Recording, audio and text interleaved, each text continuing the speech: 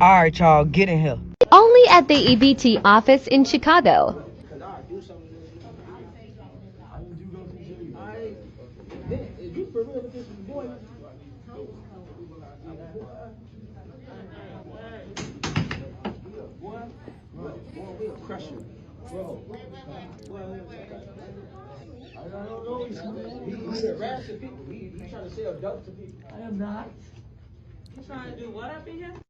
I'm glad they didn't fight, but it's security over there just looking how she looking and act like she don't see nothing. I guess security say she don't get paid enough to deal with all this shit here.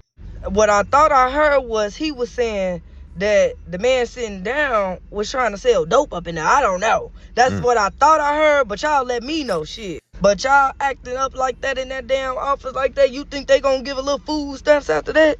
Hell, security don't give a damn.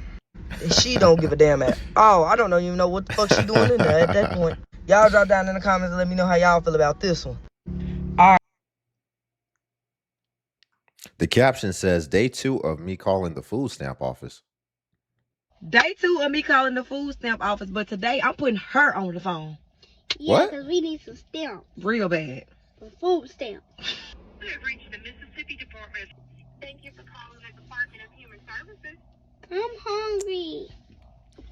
Hello? I'm hungry. Oh, baby, how old are you? I'm hungry. Okay, Oh no. I understand you're hungry, but where's your mother? I'm so hungry. Okay, baby, let's try this another way. Are you home alone? No, I'm just hungry. Well, who's there with you? Just me and the empty refrigerator. Oh, baby, I'm so sorry that you're going through this. If you could, please put your mother on the phone, then I can be able to help you. My mom right here and she don't got no food stamps. And I don't want no noodles. I want a seafood boil. Well, could you put your mom on the phone? I'm hungry. She said, can I put the application through? Cause she called yesterday and y'all hung up. Oh, okay, baby. Could you please hold for 1 minute, okay? I'm hungry. Day 2 of me calling the food stamp office, but And these are the dynamics in the community that just continues the cycle of degeneracy. Because I'm sure there's some people who are going to find that funny. I wouldn't be surprised in her comments if it's a lot of people who find that funny. But I'm looking at it for what it is. And first of all, this is not the proper daughter-mother dynamic already. First of all. So I don't know how you're going to be able to reel it back in when it's time for you to discipline or, make correction. Especially the fact that you're actually teaching your daughter that it's okay to lie to get what you want in life. So that's going to be what you pass on to your daughter, that get on here and lie to people in order to ultimately get what you want, and even use whatever forms of manipulation, even if you have to resort to using children in order to ultimately get ahead in life. That's what you're teaching your daughter, and ultimately to be a victim. And these are the things getting instilled in the youth, and that we don't ever address, and that we actually probably think is funny. I'm going to look at her comments. I would not be surprised if people think this is funny. And I knew it. Everyone thinks it's funny. Somebody talking about not the seafood boil. You whispering too loud. And it's other women. Other women. I don't see one man that thinks this is funny. But ultimately, yeah, look, she got into character quick. They're teaching their kids to get into character. It extends past food stamps. They'll have their kids get in court and start crying in order to stop an eviction. All type of manipulation, and ultimately just lying. And it's okay to, since when is it okay to get online and basically destroy your reputation and let everybody know that you're a master manipulator, and you even resort to using children in order to manipulate people? Ain't that something?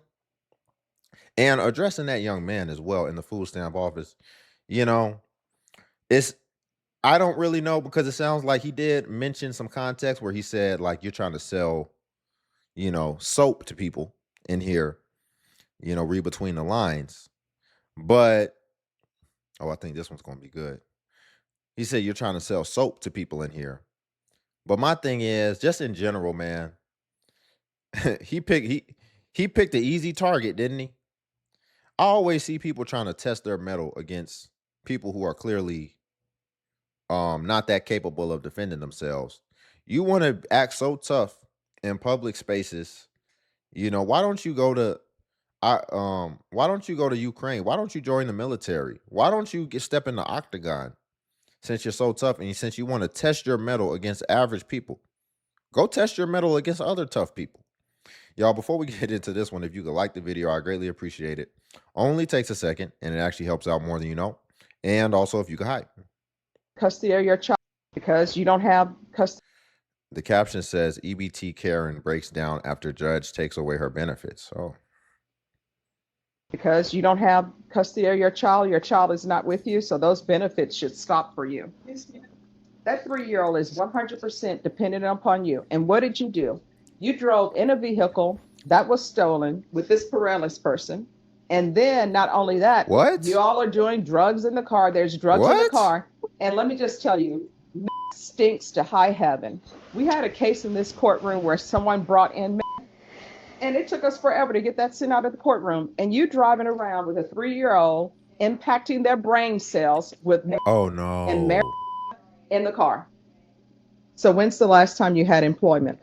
Last time I had employment was about... Absolutely not. No. You need to have custody, the state needs to take custody or find someone who can raise your children better than you if you are doing drugs in and around your children. That is so unacceptable on so many levels. 6 months before I got incarcerated, I was donating plasma to help keeping my benefits and as well as giving my son clothes and shoes that he needs. All right, what benefits? EBT and Medicaid for him. All right, so then you didn't have employment. What was your employment? I let them know that I was just donating plasma and I would get $60 to $75. Okay, that's not employment. She said no. She said, yeah, I'm a professional plasma donator. I get about $60 to $75 a session, which is about, a couple $100. That's not a job. A job is you work for something, several hours a day, or a contract, and then you get paid. So you upset that they're taking the food stamps away when you don't have a job, nor are you looking for a job. Because you don't have... Why are these people becoming parents, man? It's like the worst people keep having kids. And then we wonder why things are going down the way that they are in society. It's like, goodness gracious, what do we do? Because it's like you can't stop people from having kids. You can't take away somebody's rights like that. But at the same time, goodness gracious, you got a 3-year-old and you're doing that type of hard stuff in the car, those hard rugs in the car. I mean, come on. Do you know what that child could have been exposed to?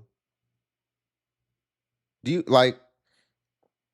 and then the only thing you're doing is just doing rugs and basically just having your whole day, because it don't take that long to go donate some plasma. It just doesn't make sense, man. And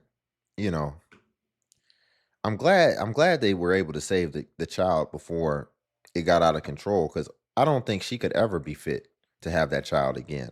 But at the same time, it's like, why did you even bring a child into this world? And then what can we do to make sure that she doesn't bring another one into this world? Because she's clearly not fit to be that, but she's also not responsible to mitigate against that.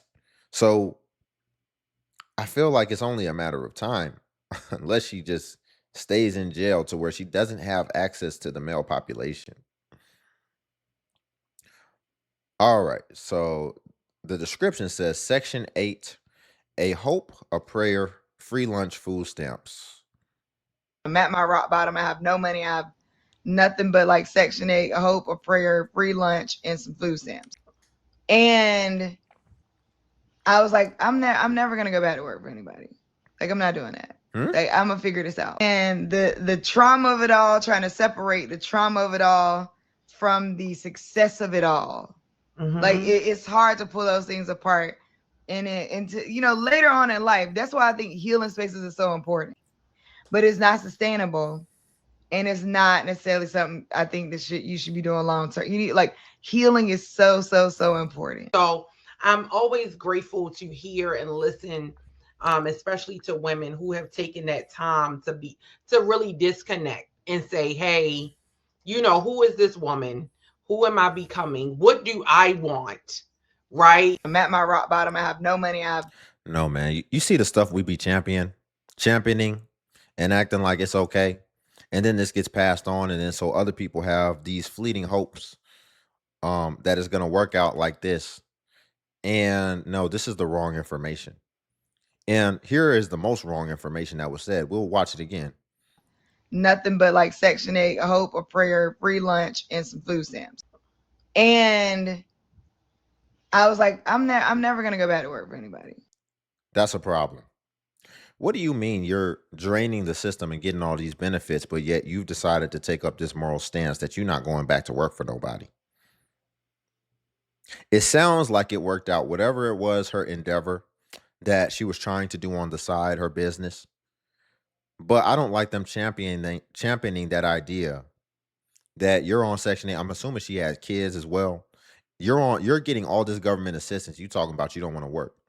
But then people swear that, oh, everybody on Section 8 is working. No, there's a lot of people who take up stances like this that they're going to get taken care of, and shoot, work ain't for them. And more so, the most common thing that we see is people who are deciding that they're going to become full-time TikTok creators. And so they'll be on all the government assistance, and then they'll be like, TikTok has to work. And then when it inevitably doesn't work, then they come on here begging so that people can support them trying to chase their TikTok dream career. But ultimately, people just don't want to do the difficult thing, and they don't want to do manual labor, even though they've decided to take on responsibilities and overhead that has hard costs, especially children. But yet they want to try to take care of them the fun way, and they don't want to be responsible and ultimately have to answer to anybody. And that's a problem. And I don't like that they're championing this idea, because this is going to spark in someone else. And although we have outlier cases like this where it works, there's far more that don't. And so it's far more harmful to continue to pass along this narrative when it's just really ineffective. Most people need to get a job, and they need to be trying to get off benefits and ultimately be working up to a career. The caption says, woman losing food stamps says she won't be able to eat anymore. The school district, I only get paid once a month. By the time I get my bills paid, I have nothing left to pay for food and other basic needs. If it wasn't for SNAP benefits, I wouldn't be able to feed my children or myself. I work, pay my bills, and like every other mom, I want to be sure that I have enough food to put on the You're telling me my tax dollars got you this big? Last thing you need to be worried about is having enough food. The school district, All right. This basically, I don't see the caption, but we'll read the description. So it says, government is cutting me off food stamps. Single mother is mad at Trump for not taking care of her. I got a letter in the mail yesterday that told me that my housing stuff was like defunded, and they can't help me with any of my bills anymore, including electric and gas. And if I were to move, they couldn't help me move anymore. So it's super cool as a single mom that literally can't work a ton because I have my son. So that's sick. And my son's in early intervention, and yesterday they came and they told me they can't help me with gas cards anymore, which put gas in my car so that way I could take my son to appointments and play groups and literally like the grocery store. My phone shuts off tomorrow, my internet's off, I can't pay my electric, and then they just defunded all of that stuff. And now I don't get help with anything. When we personally explain why the Trump administration and why Doge is basically going through these programs and saying, okay, enough of this, enough of this, enough of that, is because people don't listen to us. They don't listen when we explain it, even from a C student's perspective. Hey man, it's a lot of fraud, waste, and abuse. These people are being enabled, and instead of y'all actually helping them, you actually taking taxpayer dollars and you're giving it to people that don't deserve it. Oh, they don't mind tying themselves to the federal government because, they know that they can just be single mothers and have children and, no responsibility, no job, no motivation, no anything. And so instead of us explaining it to you that way, because I know that a lot of you liberals, y'all hate Trump, you hate America so much, and you think that these programs, you think that these social programs, diversity, equity, and inclusion, all of these things, you think that it actually helps you. It doesn't. First of all, it hurts you. Second of all, the people that take advantage of the programs the most don't even look like you idiot. Don't you realize that all of these people, they are taking advantage of the system, and the people that benefited from the most from diversity, equity, and inclusion, the people that is leaning on social services the most are not even the ones that's protesting at Target with y'all. Here's the thing, because she mentioned that I can't work because I've got to take care of my child or whatever. Sounds like it's only one child. And then what she did was she started reflecting her identity for that. And here's what I mean. First order, 20%. She's got green hair. She probably couldn't work if she wanted to. Definitely not in a front-facing role dealing with customers, right? In most cases. Because in this landscape and in this job environment, you don't want anything that makes you stand out in a bad way, right? And ultimately what I'm referring to is anything that would ultimately disqualify you, and they just say, let's just take the girl with the black hair instead of the girl with the whole green hair. So what that indicates is like you're about to get real comfortable on these programs. Like you don't have any intention of working anytime soon. And again, your identity is reflecting that. And so you're getting cut off of these programs. But why did we make decisions before we could take care of ourselves is what it's always going to come back to. Why did we make decisions, permanent decisions, before we could take care of ourselves? Like, is not having money saved up before you have kids a thing anymore? We just having money while we're in debt and when we're broke. I mean, we're just having kids when we're debt and we're broke. And then we're not working. Why is that the most opportune time to have a kid today?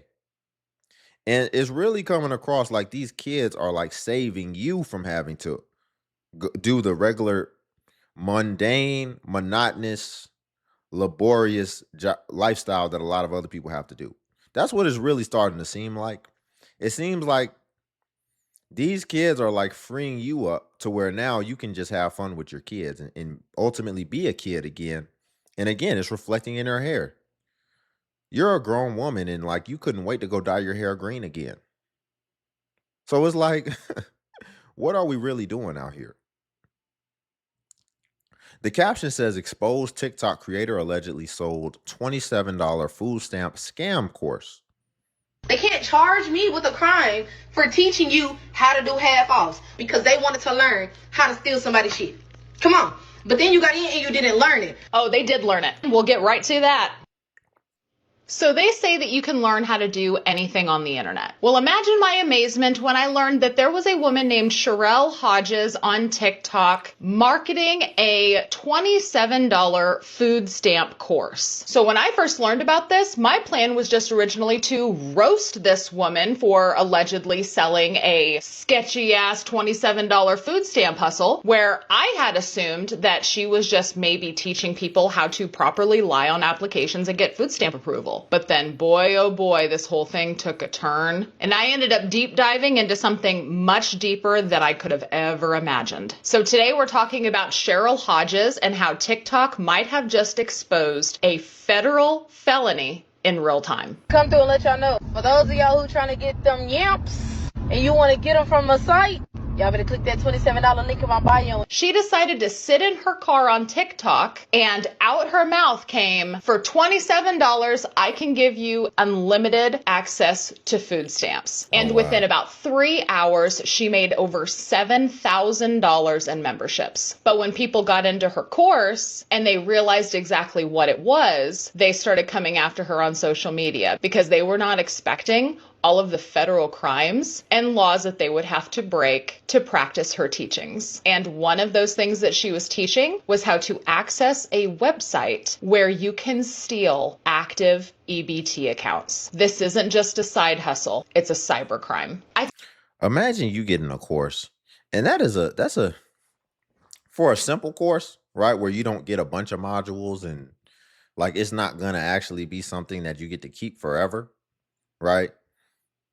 For just a simple course like this, where it's like, hey, we have an opportunity in time right now. Let's take advantage.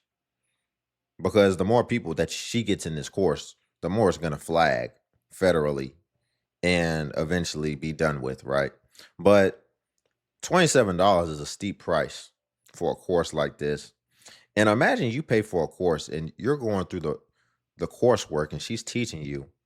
And then you like have this feeling within your spirit, right? Within your discernment. And you're like, I don't know about this. Like this, I'm not the smartest crayon in the coloring box, but I don't know if this is legal. And then so you decide to go on Google or maybe you go on ChatGPT and you search it up and you say, this is what I'm being taught to do. Is this legal?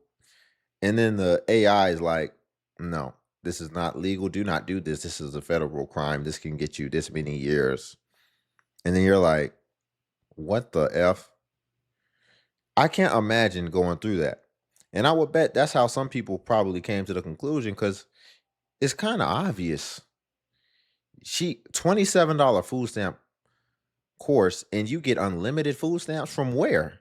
And I just get unlimited federal government food stamps? People fell for this. I think she said that this woman was able to ultimately make like what, $7,000, $8,000 allegedly. All of the federal crimes and laws that they would have to break to practice her teachings. And one of those things that she was teaching was how to access a website where you can steal active EBT accounts. This isn't just a side hustle, it's a cybercrime. I think it's rightful to say when people joined this After Dark group that they weren't expecting legal unlimited food stamps. But I don't think that they were planning on taking the benefits from actual food stamp recipients that applied and got them approved legally. I woke up to try to order groceries using my EBT card. Yes, I get food stamps. Don't fucking judge me. I'm a single mom of 5. I'm trying my fucking best, okay? I woke up to try to order groceries and it said that my EBT card balance was $1.17 and I know for a fact that I had over $400 left on that card. It is completely heartbreaking to see all of these food stamp recipients that are relying on this to feed their families, just having their EBT cards wiped clean when they need it the most. And while Sherelle Hodges isn't the one actually stealing the food stamps, she is selling access for compromised EBT accounts so that other people can steal from families in need. So this right here is the video that is now deleted that she had posted from her car where she claims she was using the unlimited food stamps plug to... They can't charge. The caption says, my EBT was stolen from me while I was asleep. So we get to see kind of what this looks like because this has been something that's going on rampant. Obviously, I don't think that that woman who created the course was the inventor of this play, but she was savvy enough to say, let me teach the ordinary person who doesn't have a scamming background, right? Or, you know, she probably had a boyfriend or something that taught her how to do it. And in his mind, it's like, nah, just keep this between us. And she didn't discern. She got off on her own, away from his guidance, probably. And she decided she's going to go mainstream with a federal felony. Who would go mainstream with a scam? And then it's clear that you're teaching other people to scam. And so now you're marketing that and then you're scaling a scam. Who scales a scam? The point of a scam is you keep it close to the vest.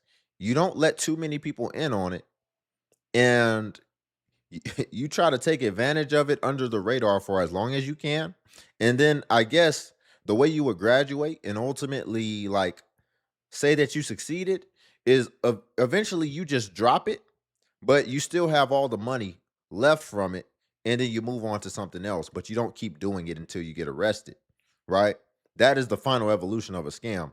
But she decided she was going to turn it on its head, and she's going to go mainstream and try to scale a scam like it's a corporation. She probably eventually would have got a LLC for her a scam. This is how dumb some people can be. Um they just get the money eyes, the dollar sign eyes, and they're not using common sense or critical thinking. Again, it says my EBT was stolen from me while I was asleep. Imagine waking up to a 494 deposit and then it all gets stolen. This ain't even in my city or my state. Then the county talk about I can't get it back. So now how I'm gonna feed my kids? Well, I ain't know how I'm gonna feed my kids because I'm gonna figure it out, but this is just a setback. Imagine waking up to a 490.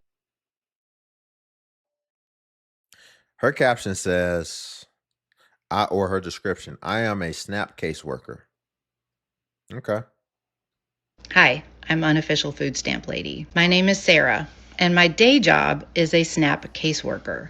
Technically, I'm a Quality Assurance Specialist, or an IMC 3. I'm unofficial because I don't speak on behalf of my employer. And while they're cool with me sharing publicly available information online, they probably wouldn't like it if I was clapping back at people and saying it was on their behalf. That's all me. That's not them. Here's a few things you should know about me. I believe that everyone has a right to eat, even people that I personally would not want to feed, like pedophiles, grapists. I wish more people qualified for SNAP, and I wish the allotments were higher. I am not supportive of people committing fraud, and I do not look the other way. I'm not going to tell you how to get away with something. I'm going to tell you to tell the truth. If a policy isn't fair, I'm going to work to change that policy, not cheat the policy. If you are here to learn and ask genuine questions, I'm eager to teach. If you are here to judge, I have very little patience for ignorance wrapped in hatred. I lived two very different childhoods. My family was financially comfortable until I was around 10, and then we weren't. We went from magical Christmases with gifts piled out into the living room floor to me standing in line at the Salvation Army and my mom telling me to pick out my own Christmas gifts from the donations that were set on the table. My adolescence and young adulthood was spent living in government housing. I have received SNAP before. I swear sometimes. I can be petty, and if you're in my comment section dehumanizing people for not being able to afford food or housing, I'm probably going to cuss at you. Have a lovely day. Hi, I'm Unofficial. Well, here's what I do agree with. What I do agree with is the fact that just because, you don't agree with something necessarily, you shouldn't then start going and defrauding it, right? I don't think any of us like taxes, especially the way that they find a way to get it from so many different places. And you can even get hit with it on a state level and even on your home level. You have to pay real estate taxes, right? Home taxes, taxes on your house. And we pay taxes on every transaction. Nobody really agrees with that. Nobody likes that. And then the fact that we don't even get to determine where our tax dollars go. And it really doesn't seem like it goes to much that we can actually see, feel, and enjoy and smell. That's an issue. Maybe on the state level, it does sometimes if they're not doing fraud. And it's kind of funny too, because yeah, the people shouldn't do fraud, but we got to address the politicians and the people who get to manage the money, because what we find is that a lot of them are doing fraud as well. And I think that's incredible, right? Because they will penalize you so harshly. But a lot of times when it seems like there's like a public official who gets caught doing fraud, you don't really see nothing happen to them, really. Nothing too crazy. I mean, it seems like a smack on the wrist a lot of times, right? Or sometimes it'll never really even get prosecuted. and maybe they'll just resign or something. And so I don't think it's good on either end, but that's something that we don't agree with, but we just capitulate to ultimately. And so I can agree with that, but at the same time, the main thing is just, again, it's always going to come to this. Yeah, I understand that hard times can happen, and we're living in a tough economy. We're living in a tough economy, but it wasn't always tough. For it to be tough now, that means that it had to be a good period. And what we find is that people weren't doing the logical thing a lot of times. And even now, in the tough economy, people still have a spending problem. Concerts are still filled. Arenas are still filled. Right? People still going on trips out of the country. All type of things going on, cruises, as we see. And what we find too is that some people on these cruises are on government assistance. And so, at what point do we put a little bit of personal responsibility on other people as well to do the obvious thing and the thing in their best interest? You have people now who will literally know that they can't afford something, and they will get Klarna or Affirm, and they will split it into 4 payments. You have people who know that they can't afford said item and will still decide to split it in 4 payments instead of just paying for it outright. People are just making bad decisions, bad financial decisions, bad life decisions, having kids with people that they're not solidified with, having multiple kids by multiple fathers, adding complexity on that end. And so that has to be addressed too. And that's what we need to unpack, because we don't really talk about it. But if we don't talk about it, then how can we solve it ultimately? And so we also have to address the decisions that people make on themselves that doesn't make any sense, because people make things harder than what it has to be. And it's really not that hard, especially in the modern society. It's not that hard to not have kids if you don't want kids. There's a lot of different ways to protect yourself. It's not that hard to not take a trip to Aruba when you can't afford it, and just do whatever you can in your local area, and ultimately just be grateful for the life you have and the roof over your head, and ultimately make sure that you prioritize that, because we see a lot of people getting evicted as well. And yet, what I want to be able to start doing is I want to be able to go back retroactively and see what the last 12 months look like before you got evicted. Because in most cases, I think what we will find is that there were a lot of key opportunities to where you could have got ahead in life, but you chose to just do whatever it was that you desired, and ultimately not be disciplined and prioritize your future, or again, that roof over your head.